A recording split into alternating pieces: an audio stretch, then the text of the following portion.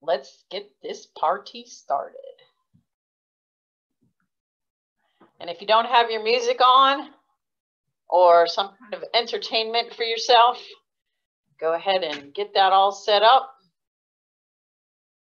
I was hoping that my nephew was going to be our guest appearance tonight, but he told me that he got home from work early, and as a result, he jumped on his bike when he got home. So he promised me next week he would make a guest appearance if he got home from work at an early hour. So I'm hoping that that will be the case so that you guys can get to meet him and know that he's actually a real person.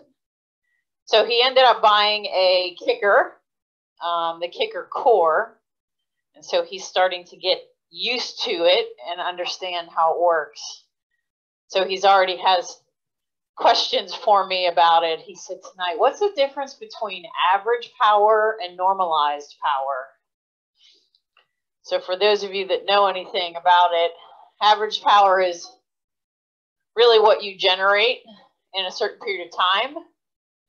The normalized power is a calculation of how much, if you had a consistent effort, what that normalized or consistent power would ultimately be. So they're kind of similar. One's what you generate, one's what you should be able to generate. So I personally haven't actually used one of the direct drive systems. He says it's pretty smooth. I think the trainers, the fluid trainers, are just as smooth. But I have to give his a try one of these times and see how it actually works. See how good it really. The nice part is it is pretty silent because you don't have that, obviously, the wheel up against the resistant unit, so you don't get that extra hum. And for him, he's in an apartment, so he's definitely helping out his neighbors by not using a trainer. I had an athlete once who was living in an apartment. He was training for an Ironman, and he was a kind of number crunching kind of guy, really stuck to his program. He actually built himself a platform for his trainer because he didn't want his neighbors to hear it. So he put all this padding on the bottom and built a box that the trainer sat in. It was an amazing piece of equipment that he built just to make a sound barrier. So that was kind of cool. All right. So while we're getting started, water. Everybody knows that's a necessary commodity. Towel. You're probably going to need that tonight. Your fan. Hopefully you have one overhead or actually blowing right on you, because you will need that. What I might suggest, once we get into our first effort, or if you feel like you want to do it now, because we're going to be doing some short, hard, sprint type efforts in the saddle and out of the saddle, if your resistant unit is feeling slippy at all, meaning if that back wheel feels like it's slipping, go back now, get off your bike and just make 1/2 a turn so that you guarantee that you have the correct resistance on that back wheel tonight. So if you want to go ahead and do that, I'll see if anybody is getting off their trainers. Make sure that you're back on before we start. So for those of you that are maybe still fiddling around trying to figure out what is the proper resistance or tension you should be putting on that back wheel, you don't have to crank it down to death. That's not the purpose of that knob. So what you should do is have it actually touch the wheel so that the knob is tight at that point. Once it touches the wheel, probably 3 to 4 full revolutions of that knob should be plenty tight. It doesn't have to go any tighter than that. If you pull the wheel up and down just with your hand and you feel a little slip, just turn that knob about a half a turn and you should be good to go. So it doesn't have to be super hard. And you can use the tire pressure kind of as a gauge for that also. All right, so to get us started tonight, you know what the drill is, 5 minutes just to get the legs going. So tonight we're going to do a little different. I want you to get into your big ring. It's your left shifter right on the top. I want you to stay in your easiest gear. We're going to go 1 minute in each gear. 3, 2, 1. Big ring, probably 28.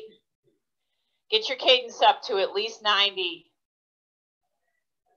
You might get a little bit of chain rub here. That's okay. We're going to make a shift soon enough.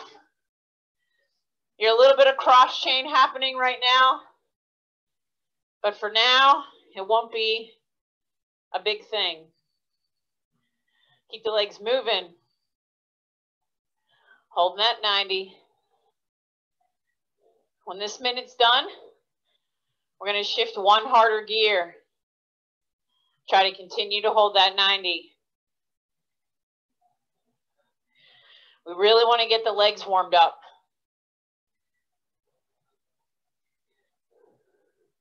3, 2, shift one harder gear. Leave it in the big ring. Continue to hold that 90.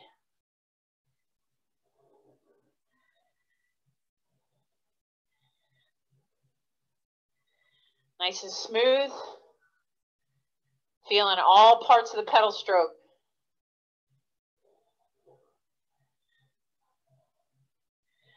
Work on those relaxed hands. Little bend in that elbows. Consistent pedal stroke.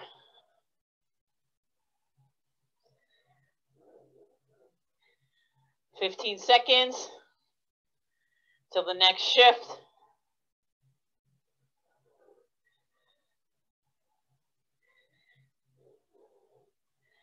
Three, 2, 1. Shift another harder gear. Cadence might change. If you're down to 80, 85, that's okay. Keep the legs working. Keep them moving. Listen to your pedal stroke. Do you hear it going donk, donk, donk on one side or the other? Then you may be pedaling stronger with one leg.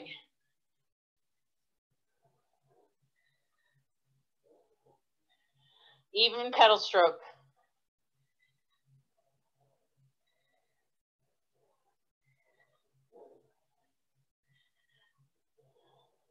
Three, 2, shifting again. Another harder gear. Cadence going to go down even farther. 75, 80. That's okay.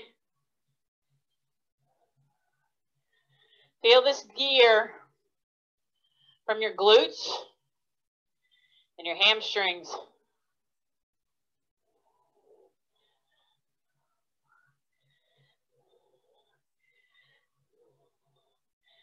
Feel the power.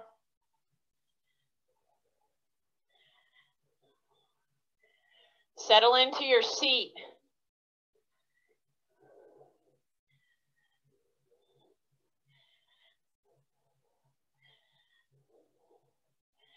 Ten more seconds.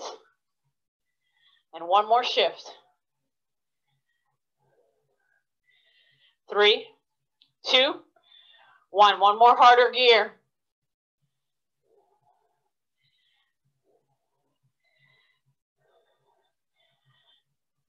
Again, the cadence will drop.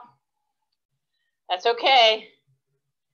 Just try to generate the highest cadence you can possibly hold.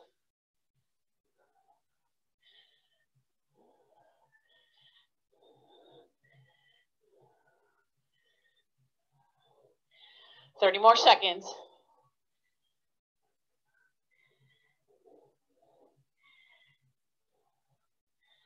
Keep your legs moving. Now you feel the heart rate coming up.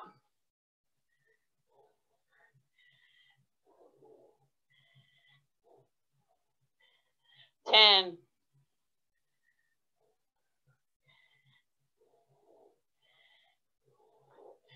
3, 2, 1. Small ring. All the way up. Easiest gear. Take a drink.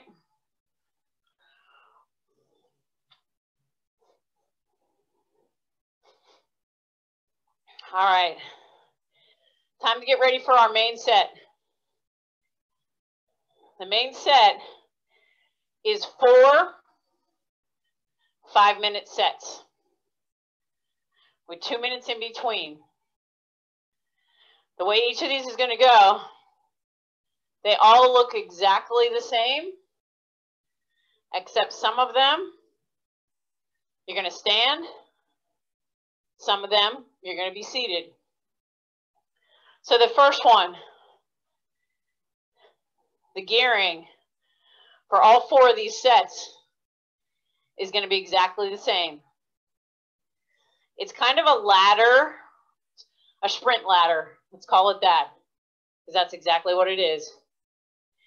You're only going to do a 10-second sprint. 10 seconds. Short enough, lots of power. I want each one of those to look similar, but here's what's going to happen. The gearing is going to change for each one. We're going to start, you don't have to go there yet, in your big ring 23 for the first one. 10 seconds. Then here's the key. 10-second sprint. Then you're shifting to your small ring. And I want you to hold 90, but closer to 100 cadence for that 50 seconds in between. Then we're going to walk down the cassette. So the first one will be big ring 23. Second run, big ring 21. Then 19. Then 17. Make sense? It's not too hard to figure out. So everybody should be going to their big ring and to their 23. So remember, if you have a 28 at the top, 25, 23. It's only 2 shifts. For these first ones, these are going to be out of the saddle. I want you in your hoods initially. So when I count it down, remember when you sprint, you're going to go straight up, just like you would if you were standing for a long period of time, but your leg speed needs to go as fast as it can. Here we go. 3, 2, 1. 10 seconds. Let's go. Sprint, sprint, sprint, sprint, sprint. Fast legs, fast legs. It's an easy gear. You should be able to turn it over. 3, 2, 1. Shift to your small ring. Get your cadence up. Holding 100. Leave it in the gear it's in.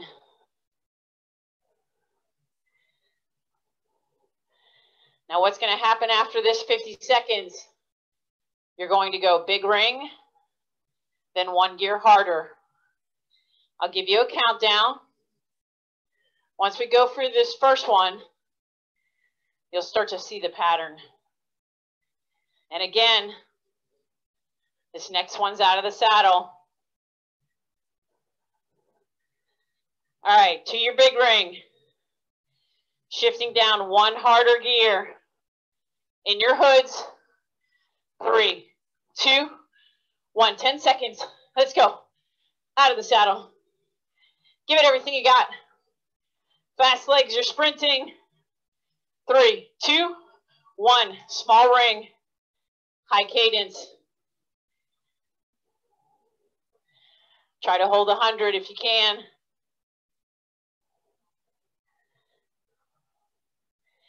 Of course, just like our warm-up, as we go down the cassette, that cadence might get a little lower than 100.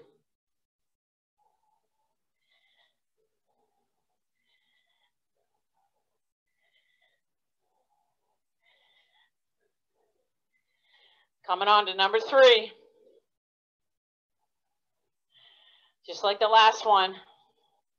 Find your big ring. 1 gear harder in your hoods. 3, 2, 1. Out of the saddle. 10 seconds.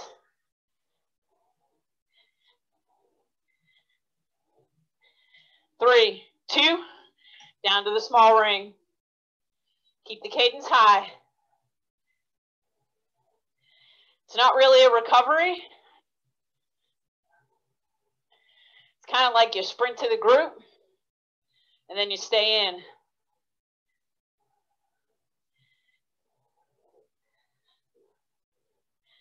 Keep the legs moving.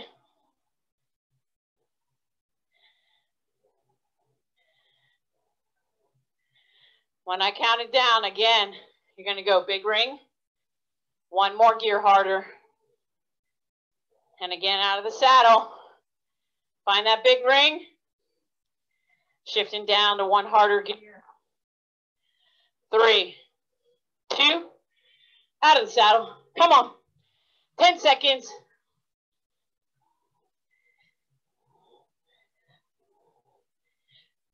3, 2, 1. Small ring. Keep the legs moving. We got 1 more. 1 more shift. 1 more 10-second effort.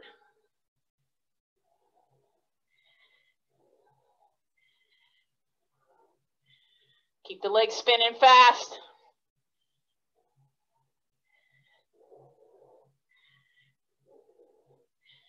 Twenty more seconds.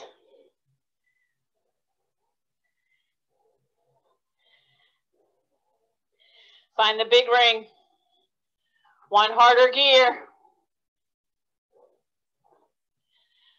3, 2, 10-second sprint. Let's go. Hitting it hard. 3, 2, 1. Small ring. Keep the legs spinning. Maybe you're holding 75, 80, maybe 85, 90, depending on your strength.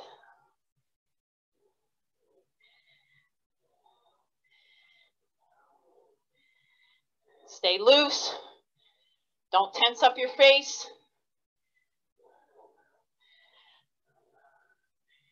Keep your mouth slightly open.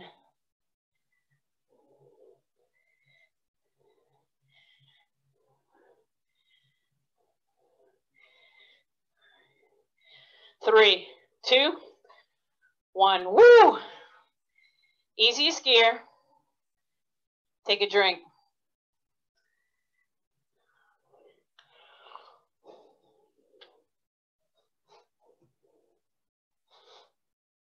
Now you know how it's going to go. So we have 3 more sets of 5 minutes. The next one, all of those efforts are going to be seated. So it's standing, seated for this next 5 minutes, standing for the next 5 minutes, then seated for the last 5 minutes. Make sense? All right. So I'm going to give you a good 2 minutes in between. So allow yourself to take sufficient water and spin your legs at whatever level for you actually makes the legs feel easy.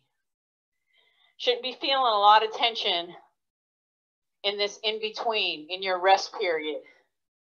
Because what are you trying to do? You're trying to rest for those next efforts.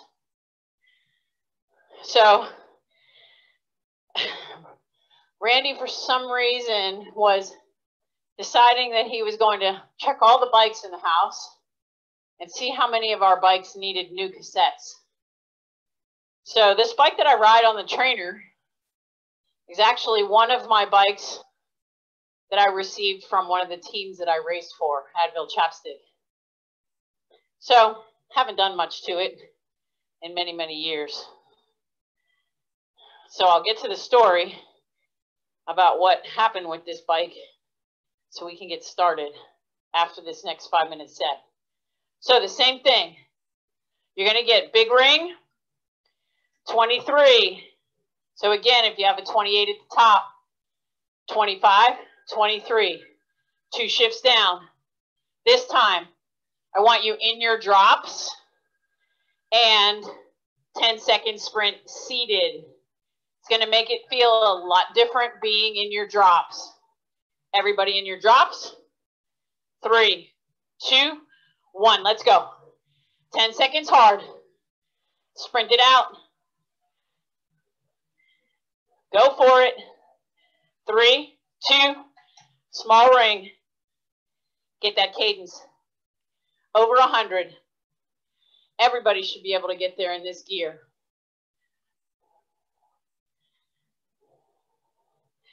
50 seconds at the high cadence. Then again, a 10-second sprint. 1 harder gear. In your drops again. So why do I put you in your drops? It changes the way you push the gear. Cuts off those hip flexors a little bit. Makes you use the glutes a little differently. To your big ring. 1 harder gear. Down in your drops. 3, 2, let's go. Come on. Spin it hard and fast. Most power you can get out. 3, 2, 1. Small ring. Cadence high. Bring it back to 100. If you have to hold 95, that's okay too. 2 efforts down. 3 to go.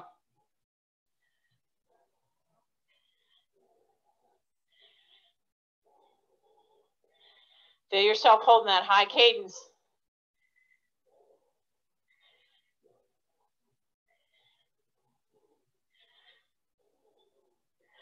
You know the drill on the third one. Find your big ring.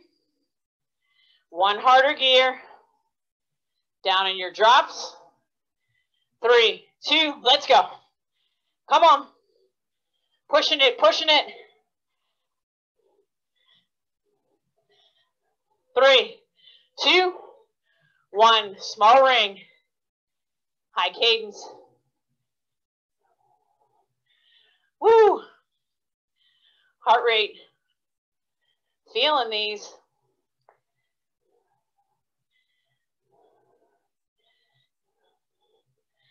That's good. Short, hard efforts. Then we're keeping the heart rate high by holding the cadence high. 2 more to go.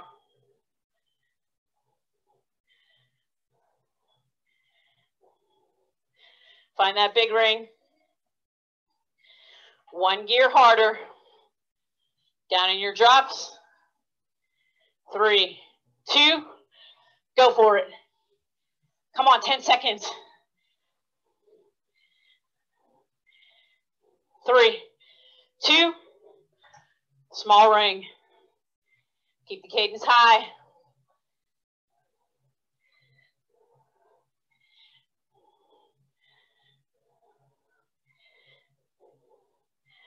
One more to go.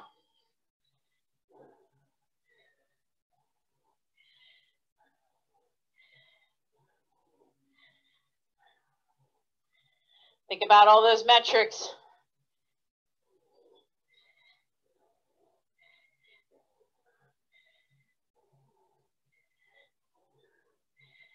Coming up on the last one. Find your big ring. Shifting down one harder in your drops. 3, 2, go. Seated, seated, seated. Pushing it out. 3, 2, small ring. Keep the cadence high.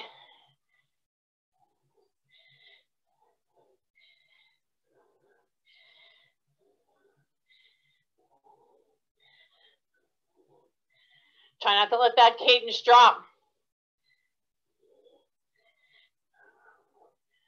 Don't go below 75.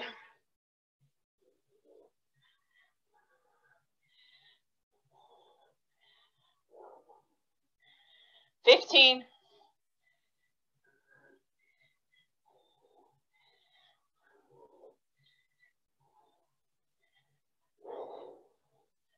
5, 3, 2. Woo! Easy gear. 2 minutes easy. Take a drink.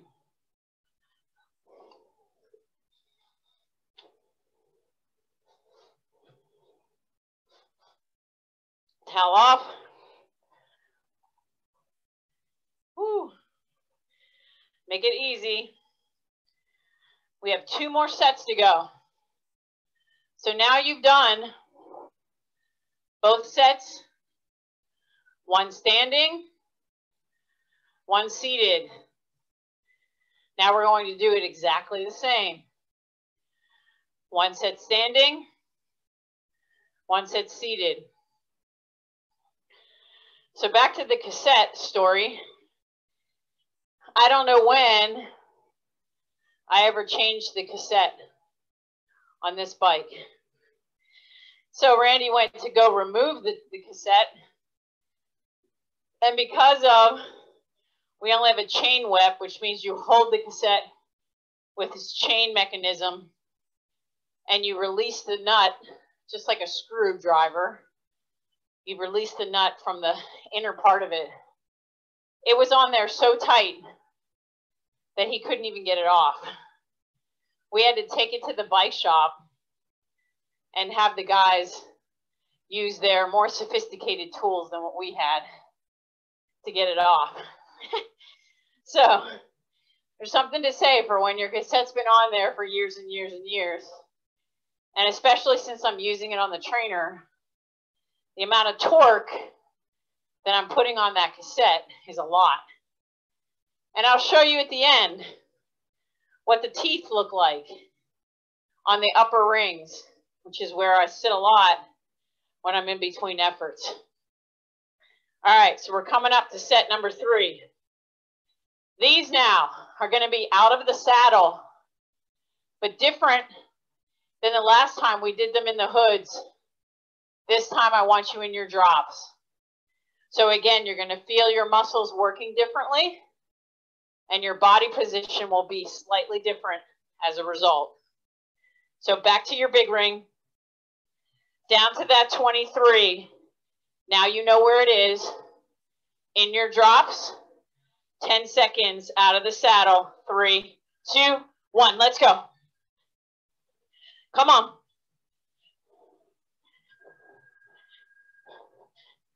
And sitting back down, small ring, finding that nice high cadence. Get it going. Keeping it at 100.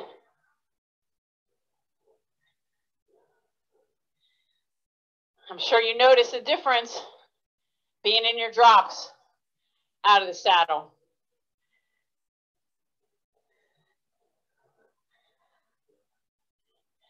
Cadence is high. Legs are moving.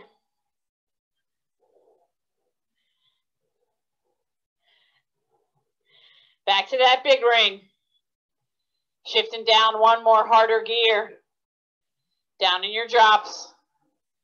3, 2, come on. 10 seconds out of the saddle.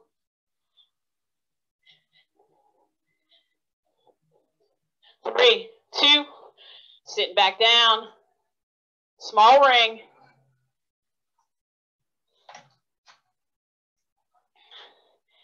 I'm dropping my chain. Gotta make it easy. Picking that cadence up. Over 100. You're still in an easy enough gear that you should be able to hold that.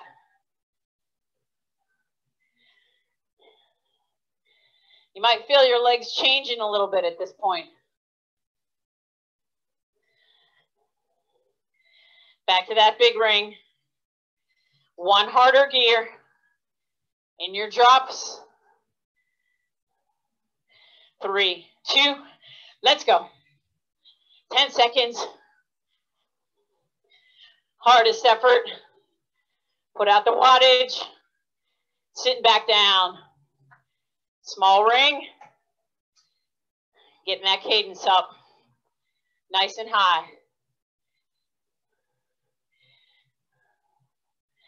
Two more to go. The body's getting used to these.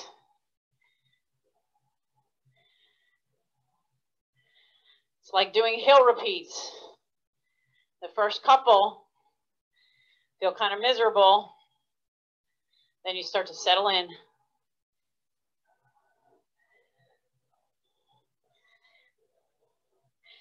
Find that big ring. One harder gear. Down in your drops. 3, 2, let's go.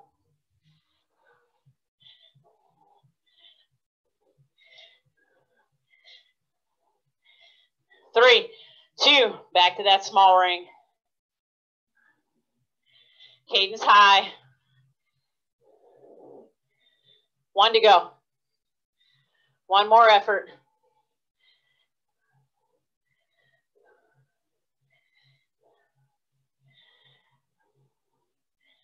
Pay attention to your torso. Make sure you're not slouching. Staying tall from your lower abs.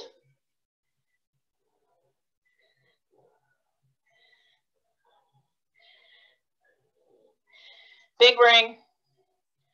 One harder gear. Down in your drops. 3, 2, last one. Come on.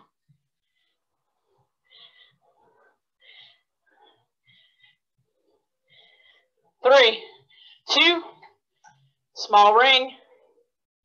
50 seconds. Hold the cadence.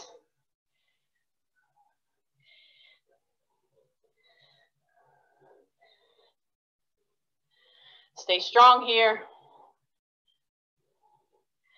Good positive thoughts. You can get through this.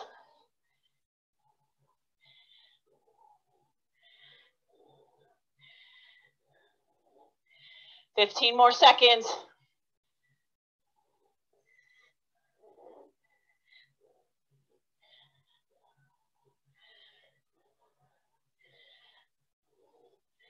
Three, 2, 1. Woo!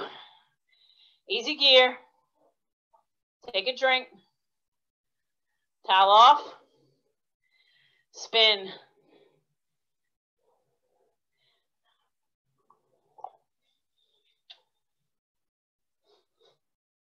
Spin at a gear that feels light. Not super hard, just enough to recover. So you're going to probably guess what the last one is. In the saddle, but this time in your hoods for each of them. So again, another different position out of the saddle in the hoods. And again, think about that body position. Hips, Should be over those ankles. Now on this one, you can really determine where your hips are. Try a couple with your hips too forward, and you'll find out how miserable that feels. When you're strong enough to hold yourself up with your hips right over those ankles, you'll notice that you can pull a lot of power out of that. So that's what I want you to work on for this last set. Finding that proper position out of the saddle for this kind of effort. So where would you use this? If you're in a group and you get a little gap between you and the person ahead of you, you might just get out of your saddle for a couple of pedal strokes to get back on that wheel again. So sometimes these short efforts are necessary. Or if you get to the top of a hill and it's just a little steeper than you want, you get out of the saddle for a couple of strokes till you get to the top. All right, so here we go. Last 5-minute set. Back up to the big ring. Back to your 23. Hands are in the hoods. 10-second sprint. 3, 2, 1. Let's go. Last set. This is going to go fast. 3, 2, sitting down. Small ring. Nice high cadence. Get it to 100. I know you guys can hold it there. I'm at 105 if you're following my legs.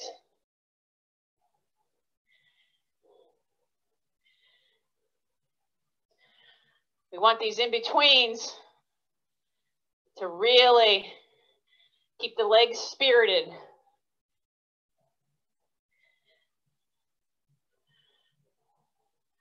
Plus it's going to shake out everything that 10-second sprint did.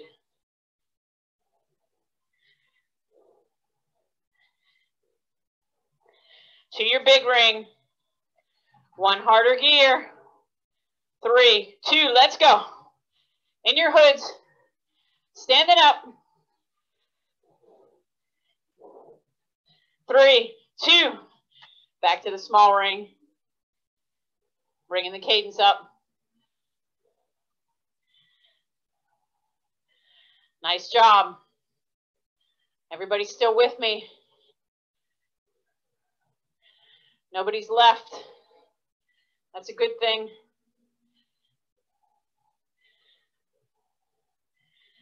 Get these sprints in. Only 3 to go.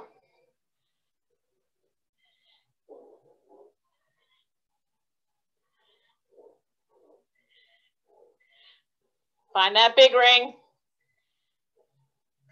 1 more gear harder. In your hoods. 3, 2, let's go. 10-second sprint.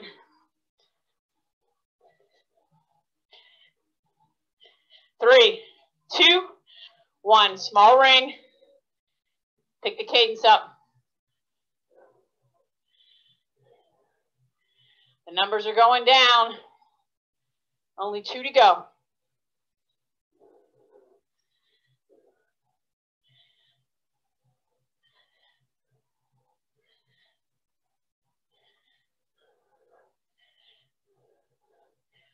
These first couple feel pretty good. Cadences are staying pretty high in between. Find that big ring. 1 harder gear. In your hoods. 3, 2, let's go. Out of the saddle. Number 4.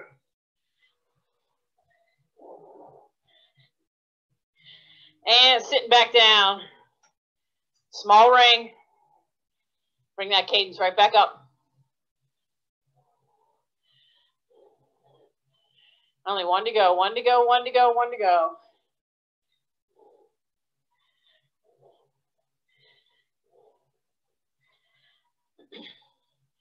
Take a drink if you feel like you need it.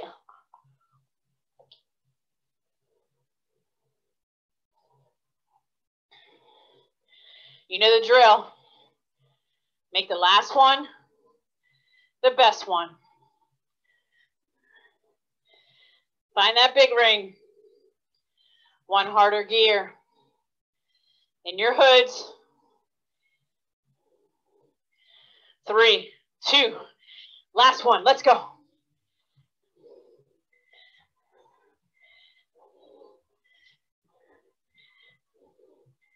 Sitting back down. Small ring. Hold the cadence high. Last 50 seconds.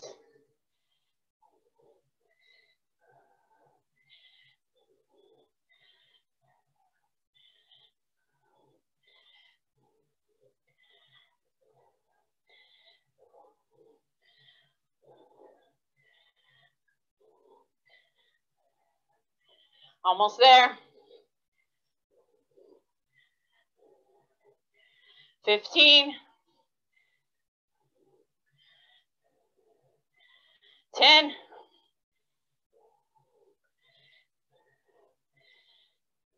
3, 2, 1. Whoo! Easy gear. Nice 2-minute recovery.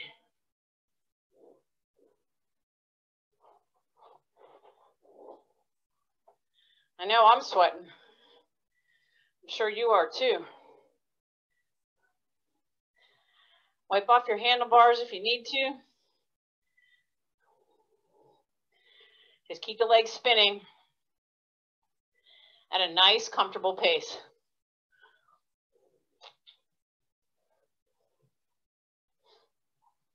So I'm going to tell you what our last short effort's going to be. It's going to be 5 minutes. The nice part about this one is you are in control of it. The only metric I want you to retain for that 5 minutes is a cadence over 100. So we want to finish fast. We want to give the legs a chance to recover, but we also want to put a little bit of effort into it. So by that higher cadence, that's actually going to potentially, depending on the gear you're in, raise the heart rate just a tad bit and keep you kind of still working while you're recovering at the same time. So it's super simple. 100 cadence plus, you pick the gear, 5 minutes, and then we're done for the night. They're short, hard efforts. It can take a lot out of you, so we want to make sure that you're recovering well. So pick that gear, whatever you want. 3, 2, 1. Get it up to 100. Make it a comfortable 100.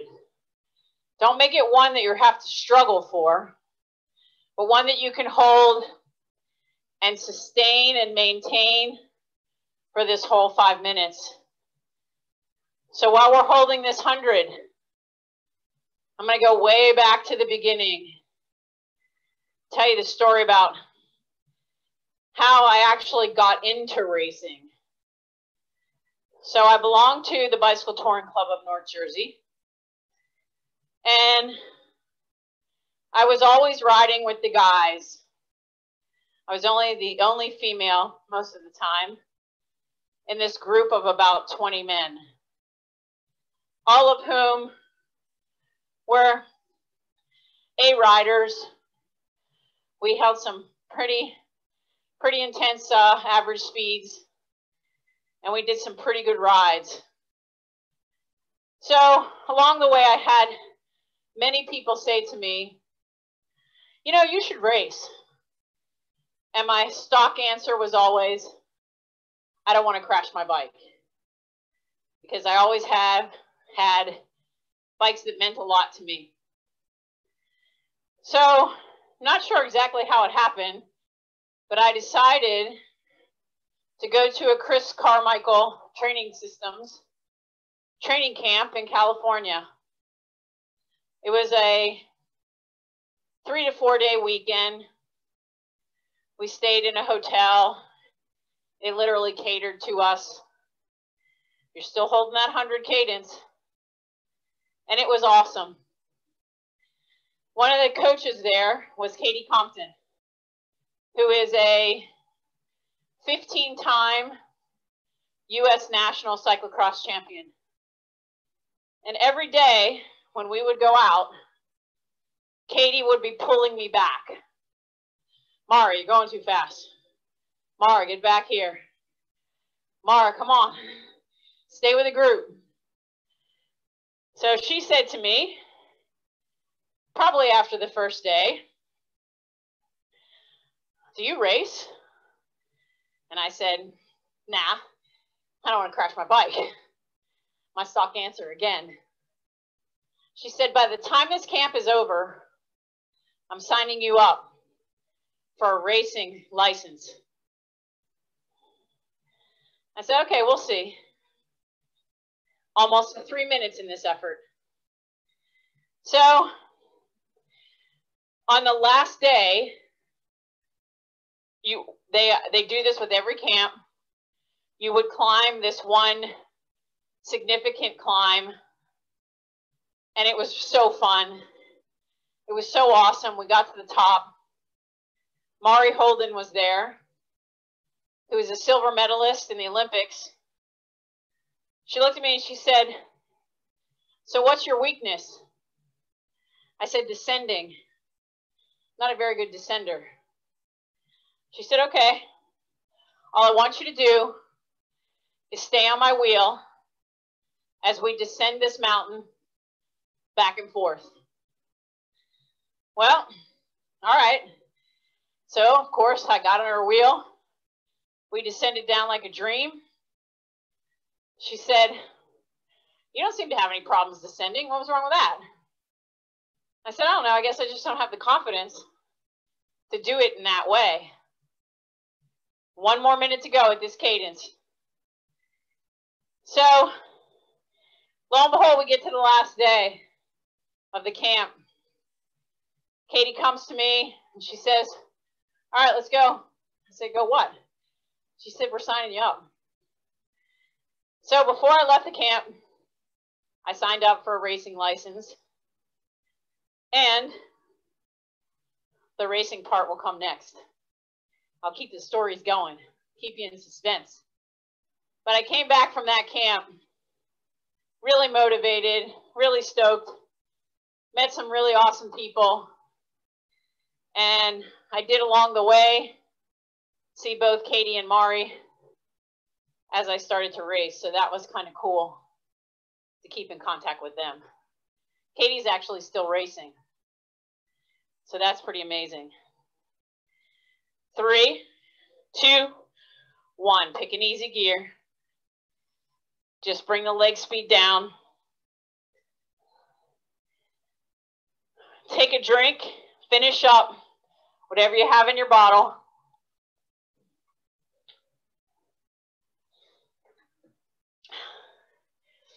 We're going to just spin this out nice and easy.